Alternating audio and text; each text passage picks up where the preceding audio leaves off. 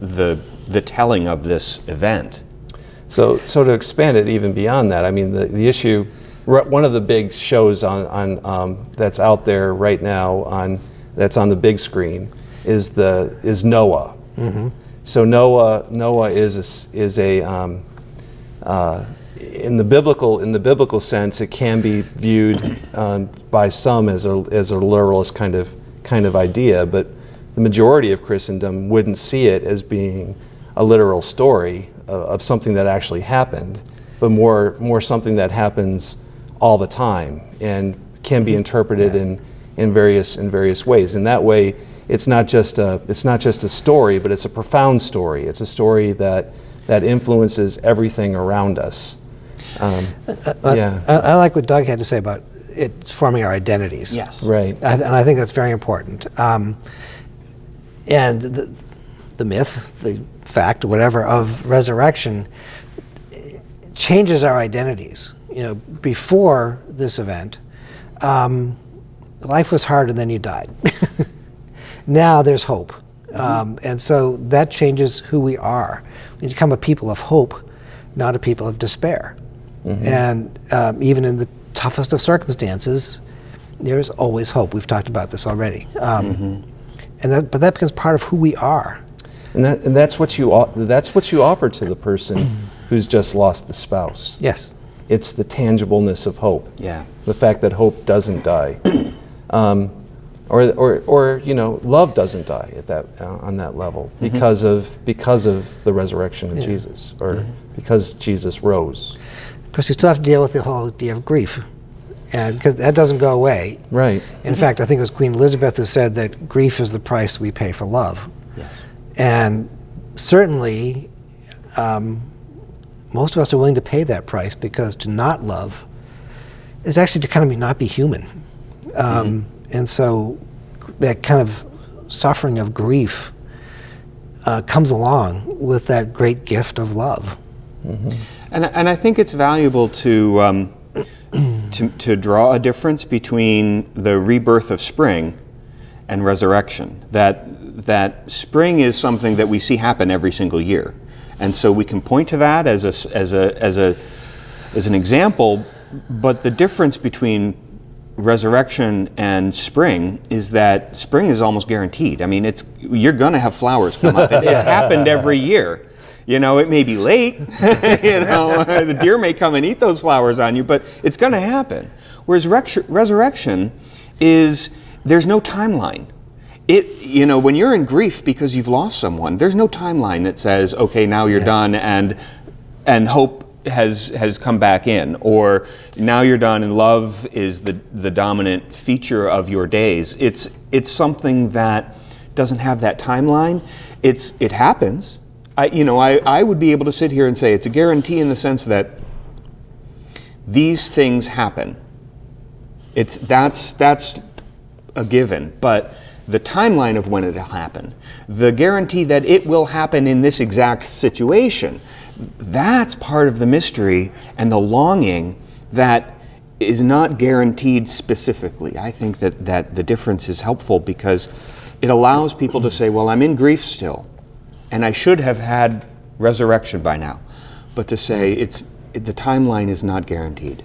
Yeah. I think it's in John's Gospel where you see after the resurrection, the disciples all huddled together in a room and it's locked. Is that correct? Mm-hmm. And the door that's locked.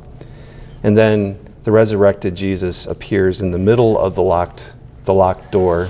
The implication in the story is that they had drawn all the curtains and there was a sense of foreboding and gloom and fear in the midst of this, because they're all afraid for their life. The resurrected Jesus appears inside of their midst. The doors get flown open. Right. The Spirit is breathed on this group of people. And then they walk out boldly. Now, the problem is that Thomas wasn't in the room with them, right? So Thomas then comes back into the room and he goes, unless I see the body, unless I put my hand inside the wounds, I won't believe. Mm-hmm.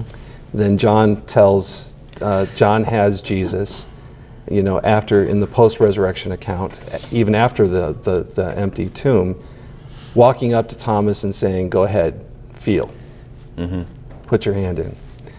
Now, this is kind of, I don't want to let either one of you off the hook on this one, because this is an important element to the resurrection, I think, is the fact that resurrection can be not only, it can be understood in a physical way.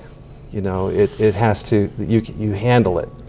And even for doubting Thomas, it seemed like that there had to be this palpableness to the resurrection, that he could know it, he could sense it, and he could even put his hand inside of it. The fact is, he didn't have to, right? Right. He didn't do that. Yep. He didn't have to. All he had to do was hear it, and he knew. So, in what way is that a reality? Even if you were to take it as a myth, there's something physical to it that that almost responds to our own need, like to touch and to feel and to know.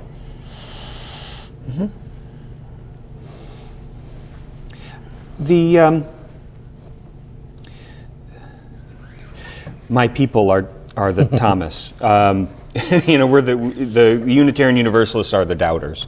But doubt is the attendant of faith. Doubt is not something that kills faith. It's a testing of faith. And faith will always come out stronger from a testing if it really is faith. Truth is not in danger of doubt. It's strengthened by it. The way in which the physicality is involved is that we're human beings in human bodies, and so the experience of resurrection is what matters, not the ideas, not the minister said this story and therefore it's happily ever after. It's the felt experience of the resurrection. It's the felt experience of hope, reborn, of love, alive again. That's the piece that is going to ring for folks. I think for us, the physicality of it, we replay every year in our liturgy and sacrament. And so Holy Week, beginning with Palm Sunday and Christ riding into Jerusalem on the donkey, and suddenly we're reading the Passion story. Just huge flip in the whole attitude of the service. Maundy Thursday, when Jesus instituted the sacrament of the Eucharist, and we do the foot washing. Very physical, touching, doing what Jesus did, reliving actually what he did. On Good Friday, we do the Stations of the Cross, walking with Jesus to the different stations. And then we do a Good Friday service where we actually put nails in a cross with a big heavy hammer, and then our Easter Vigil service on Saturday night is kind of actually the Easter service for me anyway, where we talk about the whole salvation history from Genesis on, culminating in the resurrection, the Gloria, Gloria in Excelsis, and then of course Easter Day when we are celebrating the first day after the resurrection. So it's very physical, and we kind of enter into that memory of it in a very real way. And on the mystical level, the resurrection happens every time you celebrate Eucharist. Yes. Yep. And so, in a way, Christ is born in you. Yes. To use the word that my friend Jim Ducko would say, it's Theotokos. You're a God bearer. Yes. Which is, and in that kind of a way, when you reenact the death and resurrection, you become the sacrament, which is something I think that you might resonate too with, Douglas. I mean, the idea is that the human being becomes the visible sign that God isn't done with the world. Right. Right. I mean, one of the ways, one of the playful ways that we've described some of the history is, and I'm not entirely sure this is a quote from Ralph Waldo Emerson, but that's one of the things that people do is when you have a good quote and you don't know who it came from, say it came from Emerson. Is that, That's a Unitarian thing. Right, it's a Unitarian. So, I mean, when Emerson was challenged that he denies the divinity of Christ, he said, we don't deny the divinity of anyone. It's this sense of the indwelling that you're talking about with all of us touch that. All of us have access to that and experience it as a reality. So I think we'd be very close in that regard. Mm-hmm. You know, this divinity that's within each of us, and God calling to that divinity. Mm-hmm. Where I think that often we may have differentiations is just the level in which sin mars that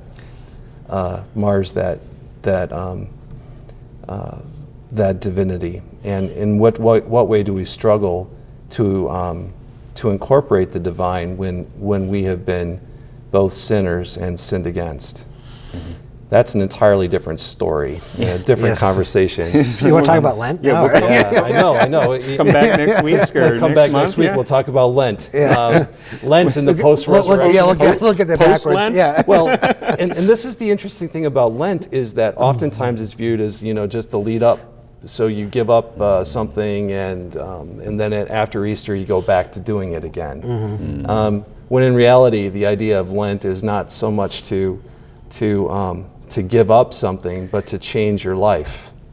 And that's an entirely different subject matter for us. But if resurrection really did happen, it means that your life has somehow been changed, right? And all those sins are forgiven. It's a new beginning. It's new life. Mm-hmm. Yeah.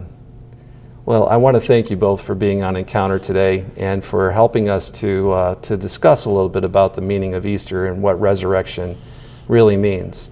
And for you, our viewer, I wish you a great Easter, and may Easter not only be a day on the calendar, but the way that you choose to live the rest of your life. Thanks.